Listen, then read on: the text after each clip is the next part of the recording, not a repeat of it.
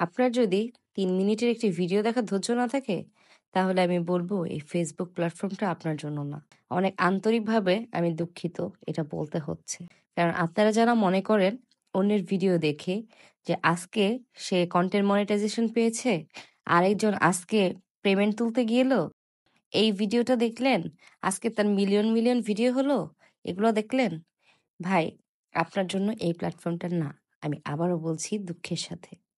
কারণ আপনারা কি জানেন তাদের কি পরিমাণে দুঃখ, কষ্ট, ঝড় ঝাপটা সবকিছু অতিক্রম করে আজকে তারা এই দিনটা দেখেছেন? তারাও আপনার আমার মতো ছোট, ছোট ইউজার ছিল। তারাও মানুষের দ্বারে, দ্বারে গিয়ে ধাক্কা খেয়ে আসছে। এরপর তারা ঘুরে দাঁড়িয়েছে। বাই দ্য ওয়ে, আসসালামু আলাইকুম। আমি নীলিমা ফ্রমস নীলিমা আলম। আজকে বানাচ্ছি ডিম দিয়ে মোগলাই।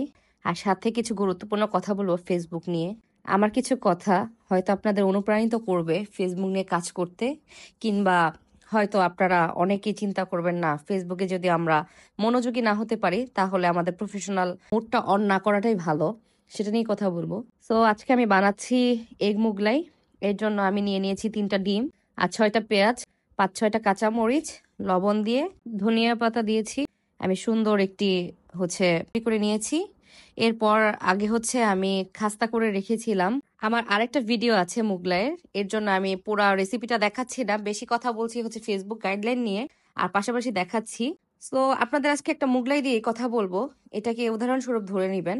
আমি একটি রুটির আকারে বেলে নিয়েছি, এরপরে ব্যাটারগুলো ডিমের দিয়ে দুই পাশ থেকে চেপে চেপে দিয়েছি। আর তার আগে আমি যখন রুটি বানিয়েছি একটি কাঁটা চামচের সাহায্যে রুটিটা মাঝখানে মাঝখানে একটু আমি চেপে চেপে দিয়েছি। এতে করে হয় কি, রুটিটা বেশি ফুলে যাবে না, আর ভিতরেও সুন্দরভাবে আপনার ভাজা হবে। সো এরপরে একটি কড়াইয়ের মধ্যে নিয়ে নিয়েছি পরিমাণ মতো তেল, যাতে করে মুগলাইটি ভালোভাবে ডুবন্ত অবস্থায় আমি ভেজে নিতে পারি।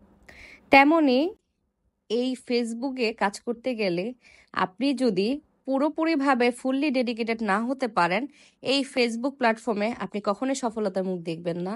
আপনাকে ফেসবুককে ধরে নিতে হবে ফেসবুক আপনার বস কিংবা পীর, যেটা আমি মনে করি।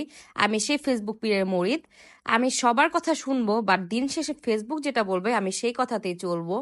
আপনারা গাইডলাইনের বহির্ভূত কোনো কাজ করবেন না। আমি সবাইকেই বলছি, আপনি সবসময় আপনার ড্যাশবোর্ড লাল হলো না সবুজ হলো সেই দিকে তাকানোর দরকার নেই।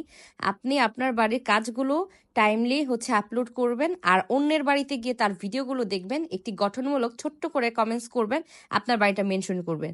দেখবেন ইনশাল্লাহ আপনি সফল হবেন। আপনি গাইডলাইন মেনে কাজ করলে আপনার সফলতা কেউ আটকাতে পারবে না। আসুন আমরা একসাথে কাঁধে কাঁধ মিলিয়ে হিংসা বিদ্বেষ ভুলে একসঙ্গে গাইডলাইন মেনে কাজ করি। ফেসবুক প্ল্যাটফর্মে আমরা সবাই সফল হব।